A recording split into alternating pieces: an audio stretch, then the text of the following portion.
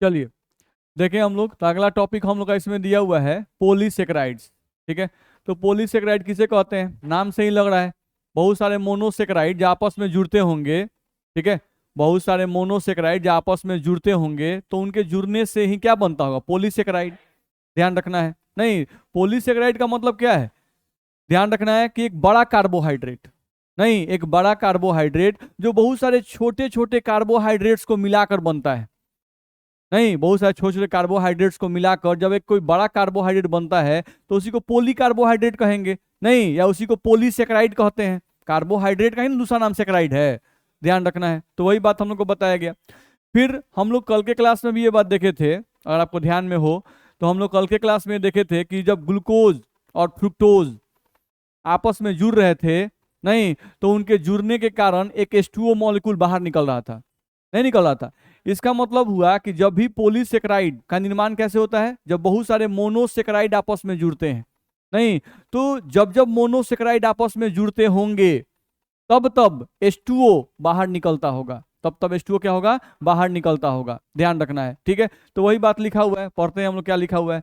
यहाँ लिखा हुआ है कि जब बहुत सारे मोनोसेकेराइड आपस में जुड़ते हैं जल के विलोपन, जल के विलोपन के साथ, लिख रहा है ना, बहुत सारे मोनोसेकेराइड आपस में जुड़ेंगे तो क्या निकलेगा, जल, जल इलिमिनेट करेगा, जल बाहर निकलेगा, जल का विलोपन का मतलब जल बाहर निकलेगा। ठीक है, तो पॉलीसेकेराइड का निर्माण होता है, लिखा हुआ है ना, बोल सकते हैं, बहुत सिंपल सी बात है। चलो, यहां लिख रहा है कि पॉलीसेकेराइड को संघनन बहुलक भी कहते हैं, पॉलीसेकेराइड को संघनन बहुलक भी कहते हैं। काहे संघनन बहुलक कह रहे हैं इसको, हम लोग बताए थे कि अगर किसी रिएक्शन में दो मॉलिक्यूल आपस में जुड़ते हों और उनके जुड़ने से अगर कोई छोटा मॉलिक्यूल बाहर निकलता है तो वैसे रिएक्शन को संघनन अभिक्रिया कहा जाता है, और उस अभिक्रिया के कारण जो मॉलिक्यूल बनता है उस मॉलिक्यूल को संघनन मॉलिक्यूल कह सकते हैं। दिक्कत है, नहीं, तो ये पॉलीसेकेराइड यानी ये पोली कार्बोहाइड्रेट हम बोल रहे हैं, ये छोटा पदार्थ है कि बड़ा पदार्थ है, बड़ा पदार्थ है। ध्यान रखना है, तो ये पॉलीमर है कि नहीं है नहीं, कैसा पॉलीमर है, ये संघनन पॉलीमर है, संघनन बहुलक इसको हम लोग बोल सकते हैं। ठीक है, तो वही बात इसमें लिखा हुआ है। चलो, यहां लिख रहा है कि पॉलीसेकेराइड में मोनोसेकेराइड्स आपस में ग्लाइकोसिडिक लिंकेज द्वारा जुड़े रहते हैं। चलो, ग्लाइकोसिडिक लिंकेज किसे कहते हैं, ग्लाइकोसिडिक लिंकेज किसे कहते हैं, जब एक मोनोसेकेराइड का कार्बन दूसरे मोनोसेकेराइड के कार्बन से ऑक्सीजन के द्वारा जुड़ता है, नहीं, तो उस लिंकेज को ग्लाइकोसिडिक लिंकेज कहते हैं। नहीं पढ़े हैं गधा सब, बताया गया था ना। नहीं, हम लोग को ग्लूकोज जब पढ़ाए थे हम लोग, तो ग्लूकोज में हम कहे थे कि देखो ग्लूकोज का पहला कार्बन और पांचवा कार्बन आपस में जुड़ रहा है ऑक्सीजन के द्वारा, इस लिंकेज को ही ग्लाइकोसिडिक लिंकेज कहते हैं। साथ साथ हम लोग जब स्यूक्रोज पढ़ाए थे तो वहां भी हम बताए थे कि स्यूक्रोज में क्या होता है, आपका स्यूक्रोज बनता है ग्लूकोज से और फ्रुक्टोज से, नहीं, तो ग्लूकोज और फ्रुक्टोज आपस में जुड़ते हैं ऑक्सीजन के द्वारा, इस लिंकेज को ग्लाइकोसिडिक लिंकेज कहते हैं। नहीं कहते, तो जब भी कोई पूछे ग्लाइकोसिडिक लिंकेज क्या है तो हम लोग क्या बोलते हैं, जब दो कार्बन आपस में जुड़े ऑक्सीजन के द्वारा, नहीं, तो ग्लाइकोसिडिक लिंकेज है। नहीं, अब दो कार्बन आपस में जुड़ेंगे ऑक्सीजन के द्वारा, ये सेम मॉलिक्यूल में भी हो सकता है और अलग अलग मॉलिक्यूल में भी हो सकता है। नहीं, सेम मॉलिक्यूल में हम लोग कहाँ देखे थे, ग्लूकोज के केस में, जहां पर पहला कार्बन पांचवा कार्बन से जुड़ा था ऑक्सीजन के द्वारा, तो वो भी ग्लाइकोसिडिक लिंकेज था। और आप दो अलग अलग मॉलिक्यूल को जुड़ना कहाँ देखे थे, शुगर में, स्यूक्रोज में देखे थे, नहीं, बताया गया था ना भाई। चलो, तो ये सब हम लोग पढ़ चुके हैं, आगे पढ़ा जाए। अब देखा जाए तो जो पॉलीसेकेराइड हैं उनके एग्जाम्पल कौन कौन है, तो पॉलीसेकेराइड के एग्जाम्पल हैं स्टार्च, सेलुलोज, ग्लाइकोजेन, डेक्सट्रीन, ईटीसी।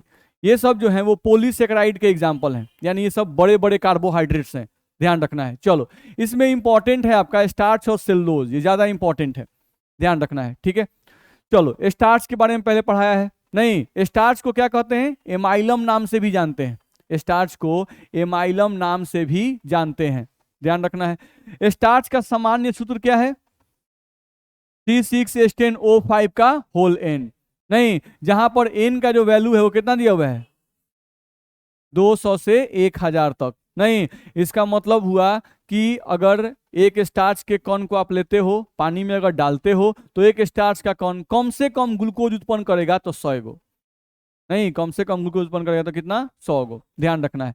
ये जो स्टार्च होता है उसको क्या लिखा हुआ है, ध्यान दीजिए, पॉलीमर ऑफ अल्फा ग्लूकोज।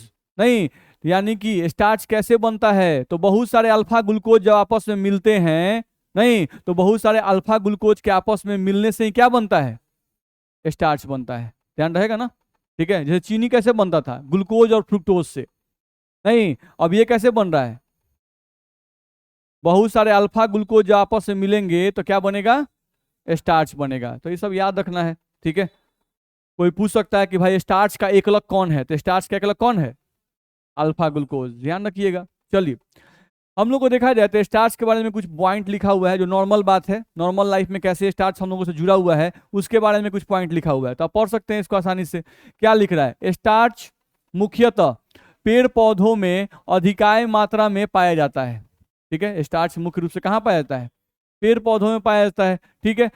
लिख रहा है कि यह मनुष्यों के लिए आहार का मुख्य स्रोत है, नहीं ये मनुष्यों के लिए आहार का मुख्य स्रोत है। चलो भाई, ये जो स्टार्च है वो कहाँ कहाँ पाया जाता है, दाल में, जड़ में, कंद में, गेहूं में, चावल में, आलू में, केला में आदि में स्टार्च प्रचुर मात्रा में पाया जाता है। ध्यान रखना है कि भाई स्टार्च कहाँ कहाँ पाया जाता है, ठीक है।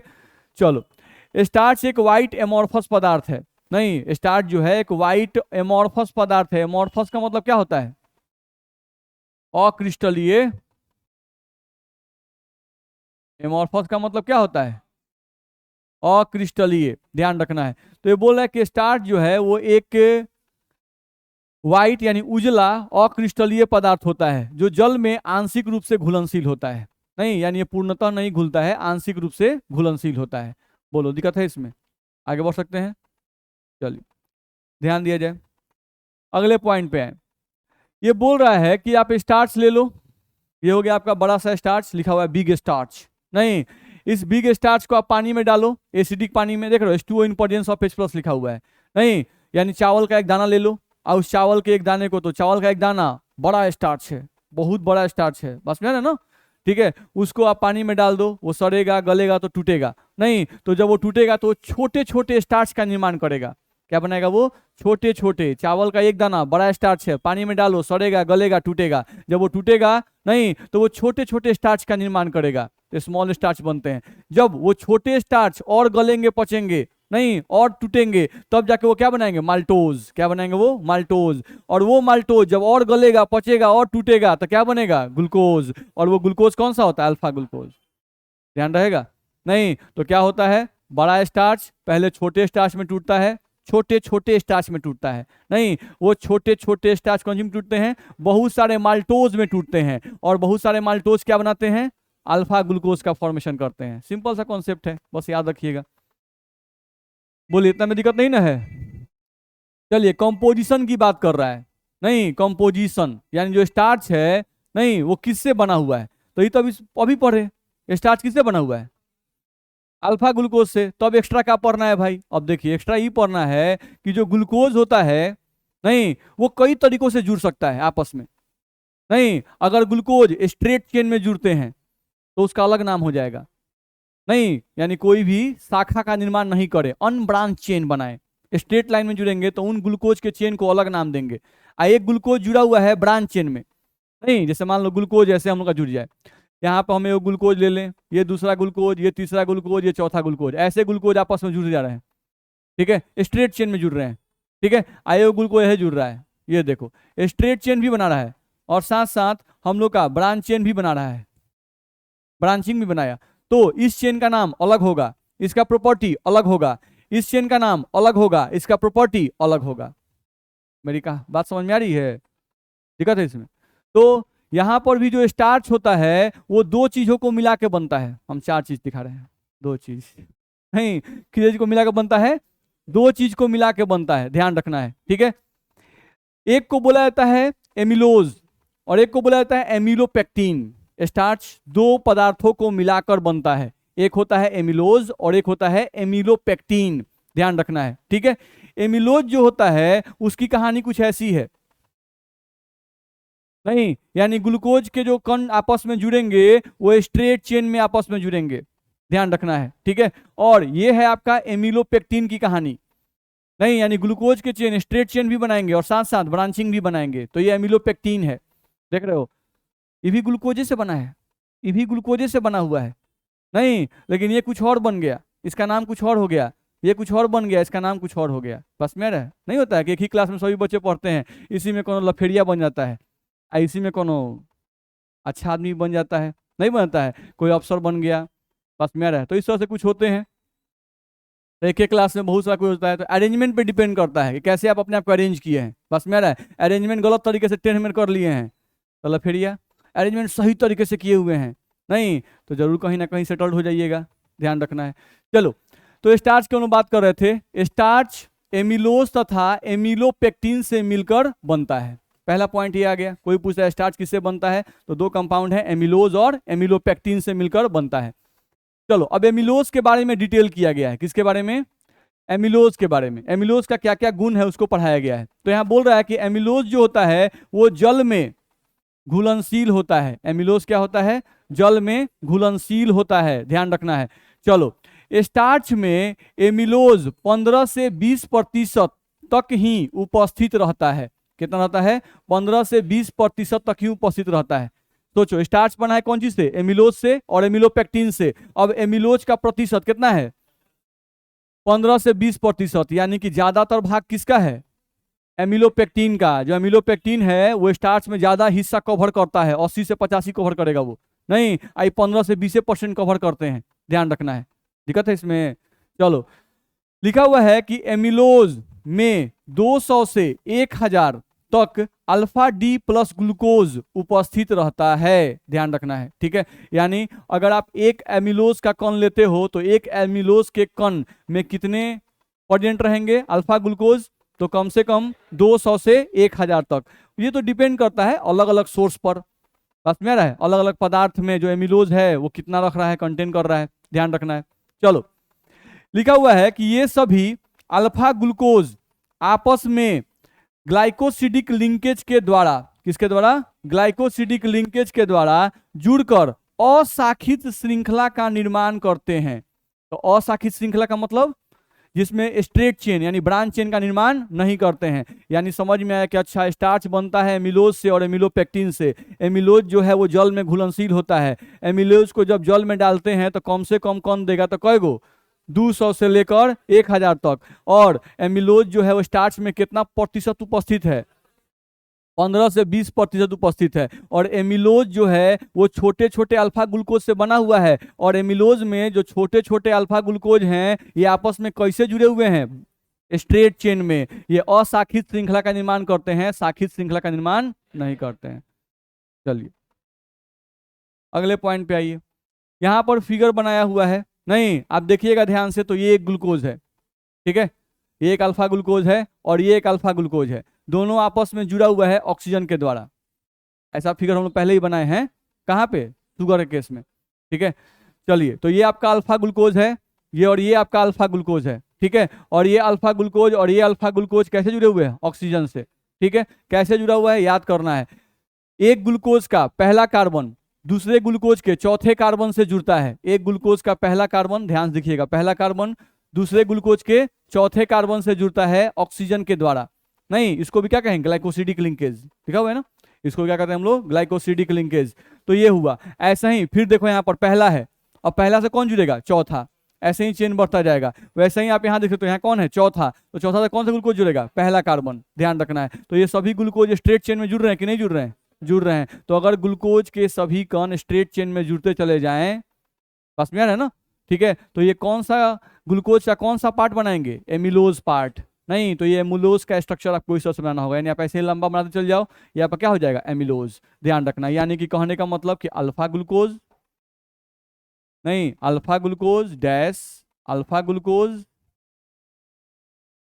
नहीं फिर हम लोग का डैश अल्फा ग्लूकोज, ऐसे जुड़ता चला जाएगा। नहीं, और केयर क्या करना है कि अगर इसका C1 से स्टार्ट हुआ है तो यहाँ पर C4 जाएगा, फिर कौन जाएगा, C1 जाएगा, फिर ऐसा ही आपका C4 जाएगा, डॉट डॉट बढ़ते जाएगा, बढ़ेगा ऐसे, नहीं वैसे ही आपका पीछे ऐसे बढ़ता जाएगा।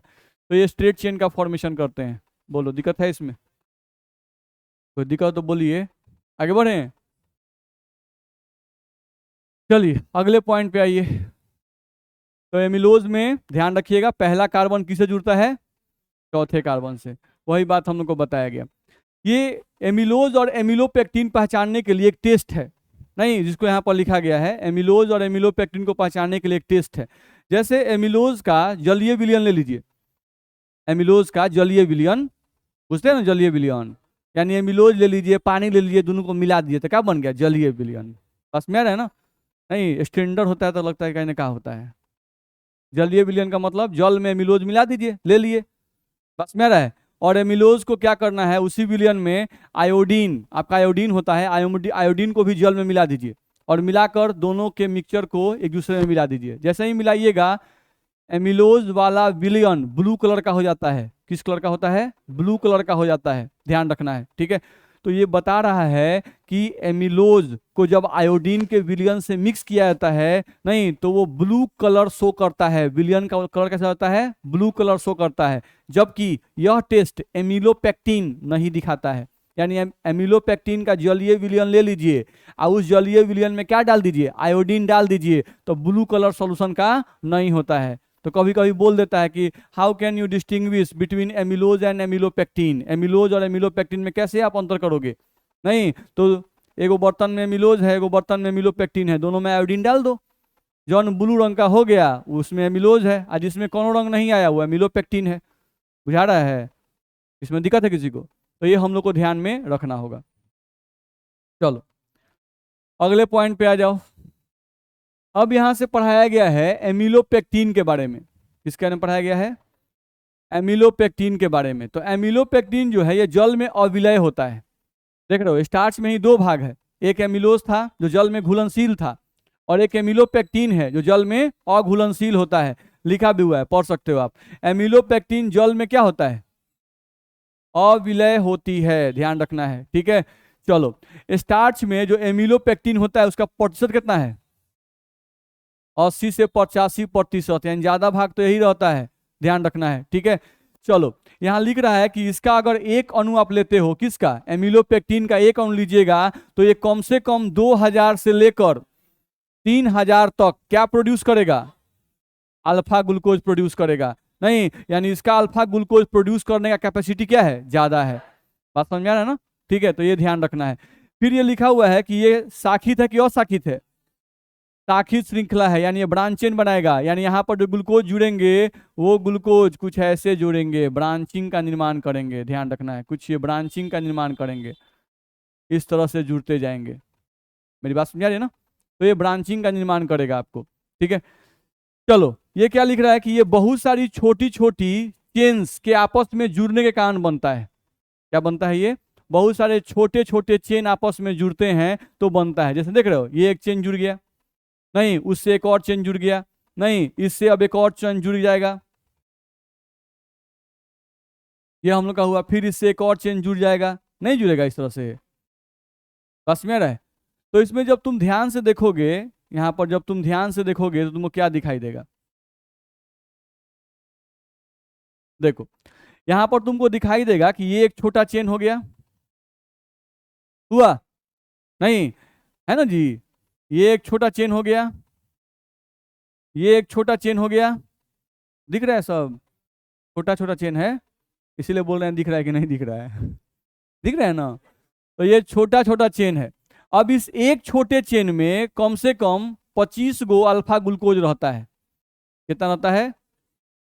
25 गो अल्फा ग्लूकोज रहता है एक चेन में, बस में रहा है, ठीक है। चलो इसमें लिंकेज कैसे होता है? नहीं तो AO का C1 IO का C4, ये तो सेम है एमिलोज की तरह, नहीं ठीक है, C1 C4 जुड़ता जाएगा। और एक में क्या होता है कि ये शायद देख लेंगे एक बार, C1 इसका जुड़ता है C6, यहां से ब्रांचिंग शुरू है ना? नहीं तो जब सीधी श्रृंखला का निर्माण करते हैं तो उस केस में ग्लूकोज का, एक ग्लूकोज का C1 दूसरे ग्लूकोज के C4 से जुड़ा होता है, और जब शाखित श्रृंखला का निर्माण करते हैं तो C1 जुड़ता है C6 से। मेरा बात कुछ दिमाग में समझ में आ रहा है? ठीक है, चलो अब पढ़ते हैं। ये बहुत सारी छोटी छोटी चेन्स के आपस में जुड़ने के कारण बनता है।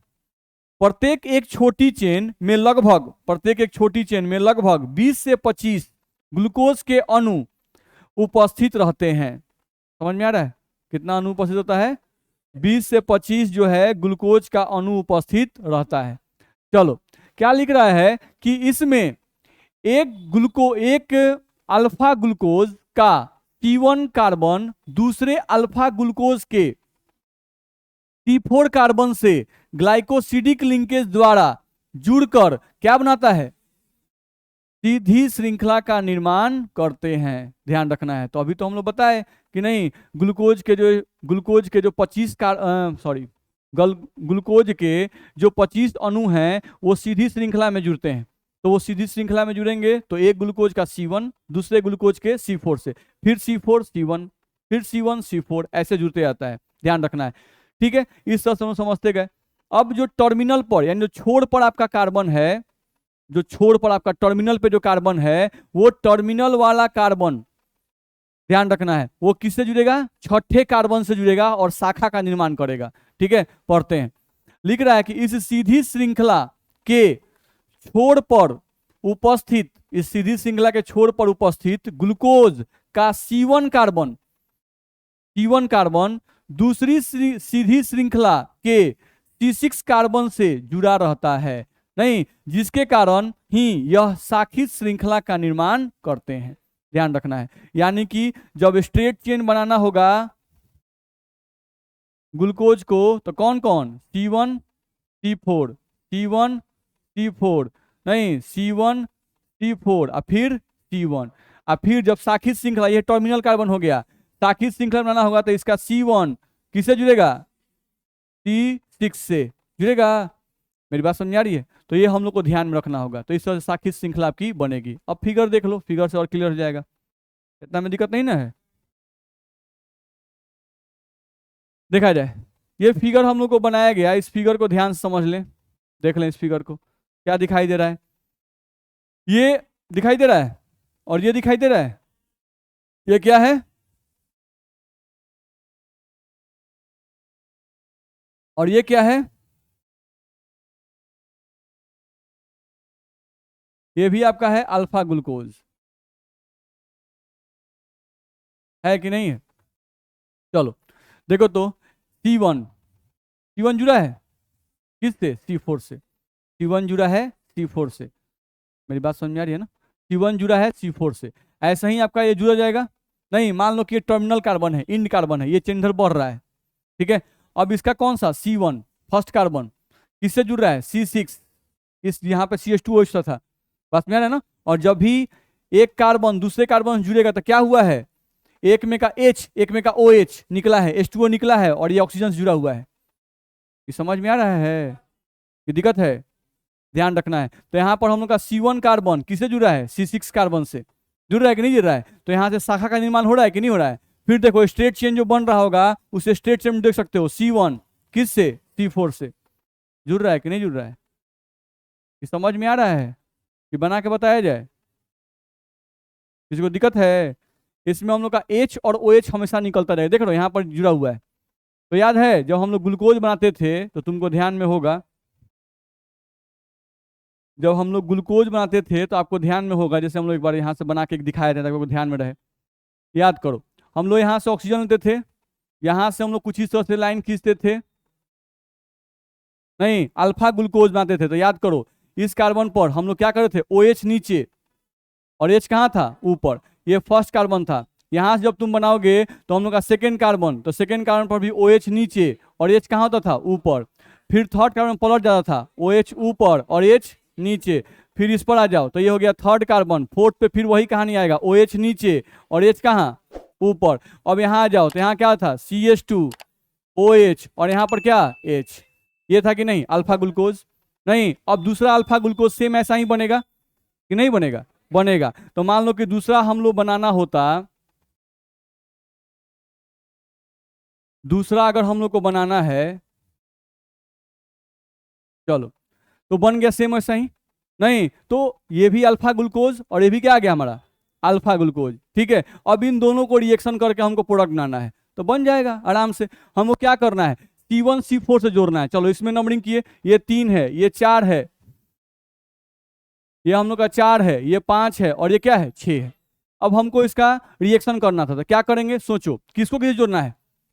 C1 को C4 से। तो हम क्या करें, एक जगह से क्या हटाएं, OH, एक जगह से H, H2O निकल जाएगा, ये ऑक्सीजन बचा हुआ है। तो इस ऑक्सीजन को अब किसे जोड़ देना है, इन दोनों से जोड़ देना है। जोड़ सकते हैं कि नहीं? नहीं तो मान लो हम इन दोनों को जोड़ के ही देखते, तो एक बार और फोटो बनाते। मान लो ऑक्सीजन यहाँ से ऐसे, यहाँ से ऐसे, यहाँ से ऐसे, ऐसे ऐसे ये जुड़ता, बाकी सब बैठा सकते हैं हम लोग नहीं। और यहाँ पर अब क्या बचा हुआ है देखो, H नहीं, और इसका बॉन्ड ये खाली है। अब ये बॉन्ड किसे जुड़ेगा, इस ऑक्सीजन से, O जोड़ दिए नहीं। अब यहाँ पर हम इसे खींचे, चलो यहाँ पर क्या है H, ये वाला H है ना, दिख रहा है। और यहाँ से हम देखो ये बना दिए, बना कि नहीं बना? तो यहां से आपका ये हो गया C1 कार्बन, ये हो गया आपका C4 कार्बन, और ये दोनों ऑक्सीजन जुड़े कि नहीं जुड़ गए? मेरी बात समझ में आ रही है? नहीं तो ये किसका बना, एमिलोज का। ऐसे एमिलोपेक्टिन ना था तो हम लोग क्या करते, CH2OH, यहाँ का OH हटाते और ऊपर का H हटाते, ऐसे जोड़ सकते थे। कुछ समझ में आ रहा है? दिक्कत है इसमें? तो ये जो हम लोग को बताया गया, ये हम लोग का था एमिलोज। वैसे हम लोग एमिलोपेक्टिन बना सकते हैं, ध्यान रखना। उसमें स्ट्रेट चेन जोड़ देना है C1C4, और लास्ट वाला जो कार्बन होगा उसके C1 से C6 को जोड़ देना है। याद रहेगा? आगे बढ़े, किसी को दिक्कत? चलो यहां से आ जाओ, क्या लिखा हुआ है इसके बारे में थोड़ा पढ़ लो। लिख रहा है कि स्टार्च एमिलेज नामक एंजाइम के द्वारा विघटित किया जाता है, जो कि हमारे सैलिवा में उपस्थित रहता है। ध्यान रखना है। नहीं कोई बोलता है भाई कि हम लोग को स्टार्च, हम लोग जो खाना खाते हैं, जैसे आलू खाते हैं, चावल खाते हैं, गेहूं खाते हैं, नहीं खाते हैं, ध्यान रखना है। तो ये सब जो हम लोग खाते हैं उसको पचाने वाला नहीं एंजाइम कौन है, एमिलेज। कौन एंजाइम है? एमिलेज। ये जो एमिलेज एंजाइम है यही हमारे चावल, गेहूं, आटा, रोटी नहीं, आटा सॉरी गेहूं, चावल, बात समझ में आ रहा है? ठीक है। और जो हम लोग का दाल होता है, आलू होता है, केला होता है, इसमें जो स्टार्च प्रेजेंट रहता है, उस स्टार्च को पचाने का काम कौन करता है? एमिलेज। ये ध्यान रखिएगा। चलिए यहाँ क्या लिख रहा है उसको पढ़ लीजिए। लिख रहा है स्टार्च एक नॉन रिड्यूसिंग कार्बोहाइड्रेट है। ठीक है, स्टार्च जो है ये एक नॉन रिड्यूसिंग कार्बोहाइड्रेट है, क्योंकि इसमें ग्लूकोज का फंक्शनल कार्बन फ्री नहीं रहता है। क्योंकि इसमें ग्लूकोज का फंक्शनल कार्बन क्या रहता है? फ्री नहीं रहता है। ध्यान रखना है। क्यों फ्री नहीं रह रहा है? क्योंकि देख लो ग्लूकोज जो होता है इसमें फंक्शनल कार्बन किस नंबर कार्बन पे होता है? फर्स्ट कार्बन पे होता है ना। नहीं तो आप देखते हो यहाँ पे जो हम लोग एमिलोज बना रहे हैं या एमिलोपेक्टिन बना रहे हैं, उसमें बोल रहे हैं ना C1C4, C1C4। तो यहाँ जो फंक्शनल ग्रुप वाला कार्बन है वो बॉन्डिंग में भाग ले रहा है कि फ्री है? ले रहा है। तो जब भी किसी भी शुगर में या किसी भी पॉलीसेकेराइड में फंक्शनल ग्रुप फ्री नहीं रहे, फंक्शनल ग्रुप बॉन्डिंग में भाग ले, फंक्शनल ग्रुप वाला कार्बन बॉन्डिंग में भाग ले, तो वैसा शुगर क्या कहलाता है? Non reducing sugar. या वैसा कार्बोहाइड्रेट नॉन रिड्यूसिंग कार्बोहाइड्रेट कहलाता है। कब? जब फंक्शनल ग्रुप वाला कार्बन बॉन्डिंग में भाग ले तब। मेरी बात समझ में आ रही है ना? तो ये बात हम लोग को ध्यान रखना है। तो ये आपका क्या कहलाएगा? Non reducing carbohydrate. बोलो दिक्कत है? अब हम लोग को देखा जाए तो आपके नोट्स में दिया हुआ है सेलुलोज को। नहीं तो सेलुलोज क्या है? सेलुलोज जो है ये भी एक प्रकार का क्या है? Carbohydrate sorry polysaccharides. ये क्या है हम लोग का? पॉलीसेकेराइड। तो आपका सेलुलोज जो है ये भी एक पॉलीसेकेराइड्स है। नहीं उसमें भी हम लोग का लिंकेज सामने लिखा होता है, C1C4 से जुड़ा होता है, फिगर भी आपके नोट से बनाया हुआ है। तो सेलुलोज आप अपने से पढ़ेंगे।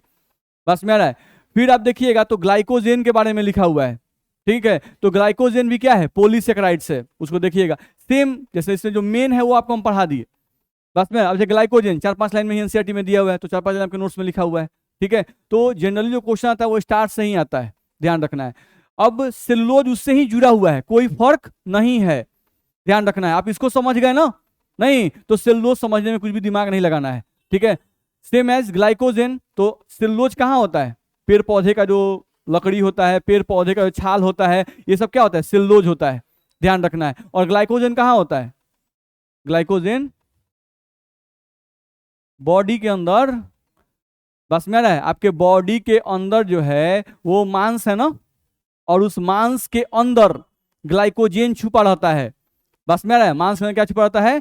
ग्लाइकोजन। और ये ग्लाइकोजन क्या है? पॉलीसेकेराइड है। और ये ग्लाइकोजन जो है इसमें क्या छुपा हुआ है? ग्लूकोज। यानी ग्लाइकोजन को जब तोड़ा जाएगा ना, कैसे स्टार्च को तोड़ते हैं तो ग्लूकोज मिलता है, नहीं वैसे ही जब ग्लाइकोजन को तोड़ा जाता है तो उसमें भी क्या मिलता है? ग्लूकोज मिलता है। बस में है। तो ग्लाइकोजन कहाँ प्रेजेंट रहता है? आपके बॉडी के मांस के अंदर प्रेजेंट रहता है, ध्यान रखना है, ठीक है। आप जब भी खाना नहीं खाते हो और आपको एनर्जी की आवश्यकता होती है, नहीं आपको बॉडी को ग्लूकोज की आवश्यकता होती है, तो आपकी बॉडी क्या करती है? नहीं आपके जो बॉडी के अंदर जो मांस है उस मांस को पकड़ती है, नहीं उस मांस में से ग्लाइकोजन को निकालती है और ग्लाइकोजन को तोड़ती है। और जब ग्लाइकोजन टूटता है तो उससे ग्लूकोज प्रोड्यूस होता है और उसी ग्लूकोज से आपको एनर्जी मिलता है, तब आप वर्क कर पाते हैं। बस मेरा ऐसा होता है ना भाई, कभी कभी हम खाना नहीं खाते हैं, कुछ भी नहीं कर रहे हैं, नहीं खाना नहीं खा रहे हैं, फिर भी हम लोग वर्क कर रहे हैं, तो एनर्जी मिल कहाँ से रहा है? नहीं, तो एनर्जी मिल रहा है ग्लाइकोजन से, ध्यान रखना है। वो ग्लाइकोजन जो है उसी को एंजाइम जो है वो तोड़ देते हैं। बस में तो वही सब लिखा हुआ है, पढ़िएगा, सेम कुछ ये लिखा हुआ है। तो इतना बात समझ में आया? तो अब इसके बाद हम लोग का आता है प्रोटीन। अगला टॉपिक हम लोग क्या दिया हुआ है? प्रोटीन। नहीं देखिए थोड़ा, चलिए ये तो दिखिए नहीं रहा है जी ये तो ऐसा लिखा हुआ है, यहां लिखा हुआ है कि प्रोटीन जीव जंतु में सर्वाधिक पाया जाने वाला जैव अणु है। समझ में आ रहा है आप लोग को? लेकिन हमको समझ में आ रहा है, प्रोटीन जीव जंतु में सर्वाधिक पाया जाने वाला जैव अणु है, ध्यान रखना है, ठीक है।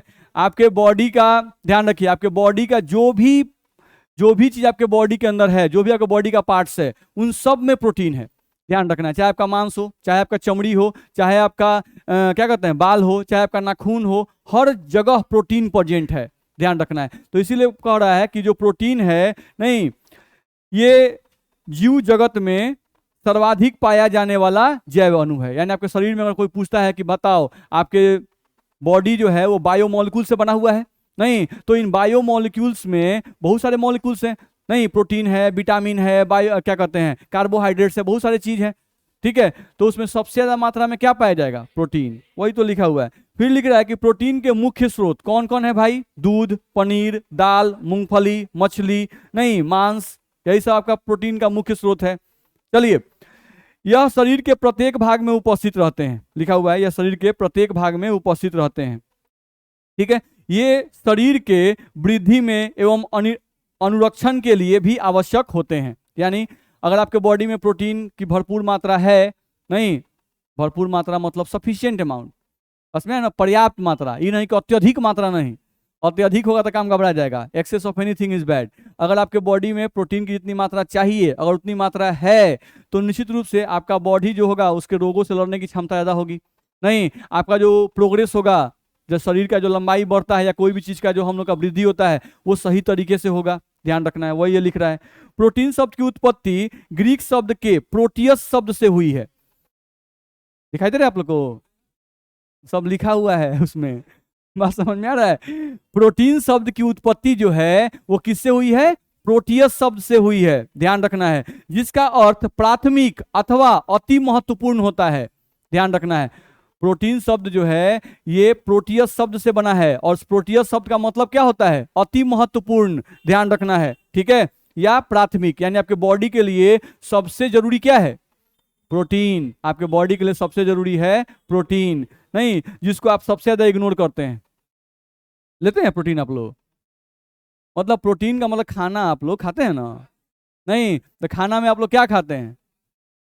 चावल दाल। देखिए चावल में प्रोटीन नहीं होता है, दाल में भी पूरा प्रोटीन नहीं होता है, मिलाई जगह प्रोटीन होता है, बस में रहे। हाँ, मुर्गा जो खाते हैं उससे प्रोटीन होता है।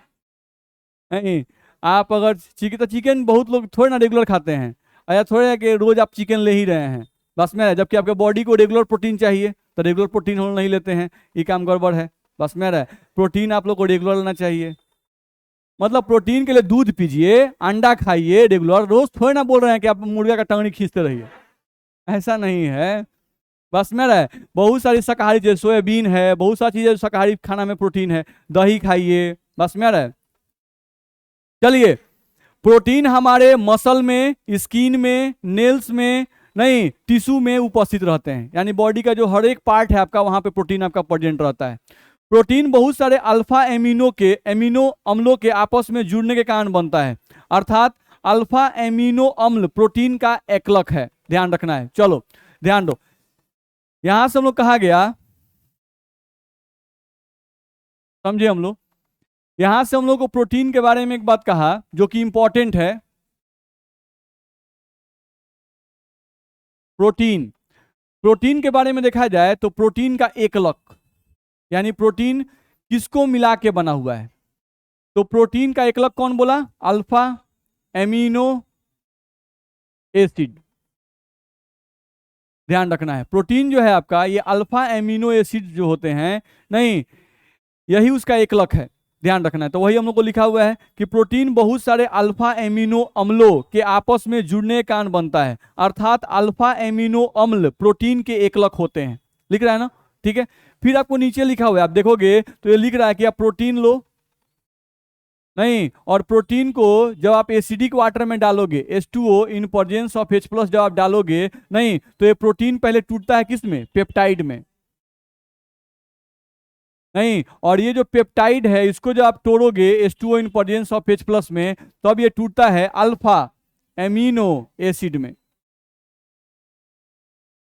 ध्यान रखना है। यानी बहुत सारे अल्फा एमिनो एसिड जब मिलेंगे तो पेप्टाइड बनेगा, जब बहुत सारे पेप्टाइड मिलेंगे तो क्या बनेगा, प्रोटीन बनेगा, ये हम लोग को ध्यान रखना है। तो वही सब इसमें लिखा हुआ है, तो ये इंपॉर्टेंट है, इसको ध्यान रखिएगा, ठीक है। अब दूसरा हम लोग को देखा जाए तो अल्फा एमिनो एसिड का, एक अल्फा एमिनो एसिड का एग्जाम्पल दिया हुआ है, एक अल्फा एमिनो एसिड का एग्जाम्पल दिया हुआ है। उस अल्फा एमिनो एसिड के एग्जाम्पल को देखा जाए तो एग्जाम्पल क्या दिया हुआ है, देखो ध्यान से, यहाँ लिखा हुआ है R, यहाँ लिखा हुआ है हम लोग को CH2, सॉरी CH2 नहीं, CH होना चाहिए, CH,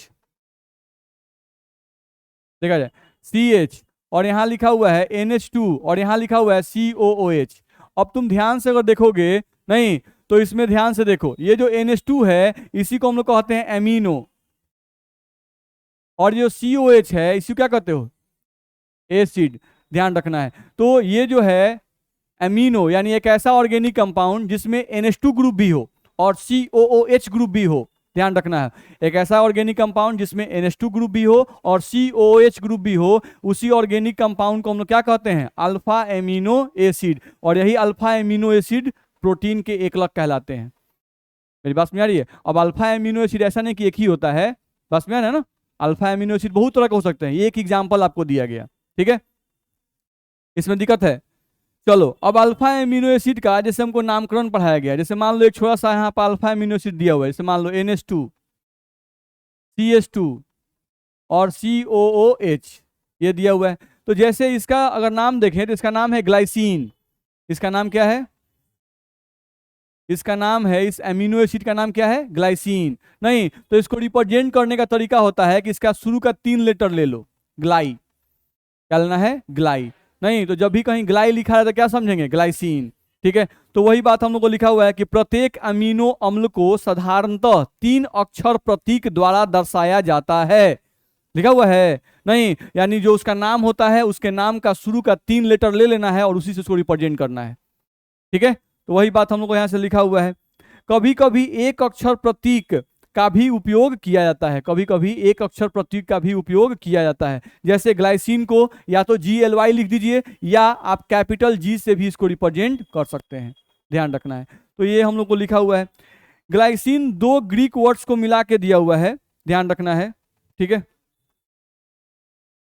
तो एक लिखा हुआ है ग्लाइकोज और एक लिखा हुआ है ट्राइसिन, नहीं तो ग्लाइकोज का मीनिंग कहने का लिखा हुआ है, नहीं, चलिए तो ग्लाइकोज का मीनिंग एक बार देख लेंगे हम लोग, हमको भी नहीं ध्यान में आ रहा है। चलिए यहां पलटिए, एमिनो अम्ल का वर्गीकरण लिखा हुआ है, नहीं लिखा हुआ है, लिखा हुआ है। और एमिनो अम्ल के वर्गीकरण में आप देखिए ध्यान से 3 टाइप लिखा हुआ है, कौन कौन, उदासीन और 3 को लिखा हुआ है। अच्छा ये देखिए इसको ध्यान से, ये जो एग्जांपल हम लिखे तो ध्यान से देखिए, इसमें एसिड कयगो है, एगो, और बेस कयगो है, तो ये क्या है, उदासीन, ये क्या है, उदासीन। अब ऐसा भी मिलेगा जिसमें एसिड हो जाएगा 2 गो और बेस होगा 1 गो, जैसे इसको बोलते हैं एसिड, इसको क्या बोलते हैं बेस। तो अगर COH 2 गो हो जाए और बेस 1 गो हो जाए तो क्या कहलाएगा, एसिडिक की बेसिक, एसिडिक। नहीं तो बोल रहा है कि उदासीन किसे कहेंगे, तो उदासीन वाला सब एग्जांपल देखिए, ग्लाइसिन का, एलानिन का, वैलिन का सब एग्जांपल देखिए ध्यान से। एमीन ग्रुप का संख्या देखिए और NH2 ग्रुप का संख्या देखिए, सब में एक है, एगो COH एगो NH2 है कि नहीं है। ठीक है, तो अगर किसी ऑर्गेनिक कंपाउंड में या किसी अमीनो एसिड में COH ग्रुप की संख्या और NH2 ग्रुप की संख्या क्या हो, सेम हो, नहीं तो वो क्या कहलाएंगे, उदासीन। चलिए अम्लीय वाला का, अम्लीय वाले अम्ल में जो दिया उसको देखिए ध्यान से, ग्लूटामिक एसिड उसको देखिए ध्यान से, COH कय गो है, 2 गो, NH2 कय गो है, 1 गो, तो क्या कहलाएगा, अम्लीय। चलिए क्षारीय वाला का एग्जाम्पल देखिए, उसमें NH2 कय गो है, 2 गो, और COH कय गो है, 1 गो, तो क्या लग रहा है, क्षारीय। बुझा रहा है, नहीं तो समझ में आया, बताइए कितना आप लोग जल्दी समझ में आता है। ध्यान सुनिए, यहां लिखा हुआ है इसेंशियल अल्फा एमिनो एसिड लिखा हुआ है, ठीक है, एगो लिखा हुआ है non essential alpha amino acid, दिखाई दे रहा है। समझिए, आपके बॉडी को टोटल 20 तरह के प्रोटीन की आवश्यकता होती है, टोटल कईगो 20 तरह, नहीं 20 तरह में से 10 तरह का प्रोटीन आपका बॉडी बना लेता है, 10 तरह का प्रोटीन आपका बॉडी बना लेता है, और 10 तरह का प्रोटीन आपका बॉडी नहीं बनाता है, ध्यान रखना है। तो जो बॉडी बना लेता है, तो नहीं बोलते हैं घर की मुर्गी दाल बराबर, तो 10 तरह का प्रोटीन आपका बॉडी बना लेता है, तो जो प्रोटीन आपका बॉडी बना लेता है, क्या आपको उसको बाहर से लेने की आवश्यकता है, नहीं। तो जो प्रोटीन आपका बॉडी बना लेता है उस प्रोटीन को नॉन इसेंशियल प्रोटीन कहते हैं, क्या कहते हैं उसे, नॉन इसेंशियल प्रोटीन। ठीक है, अब कुछ ऐसे प्रोटीन हैं जिनको आपको बाहर से खाने के माध्यम से लेना पड़ेगा, अगर आप नहीं लीजिएगा तो आपका बॉडी कमजोर हो जाएगा, ध्यान रखना है। तो बाहर से खाने के माध्यम से जो प्रोटीन हम अपने बॉडी के अंदर लेते हैं, जो हमारा बॉडी प्रोटीन नहीं बनाता है, उन प्रोटीन क्या कहते हैं, इसेंशियल प्रोटीन। मेरा बात समझ में आ रहा है, तो वही इसमें लिखा हुआ है इसेंशियल प्रोटीन और नॉन इसेंशियल प्रोटीन किसे कहते हैं, पढ़ सकते हैं कि नहीं।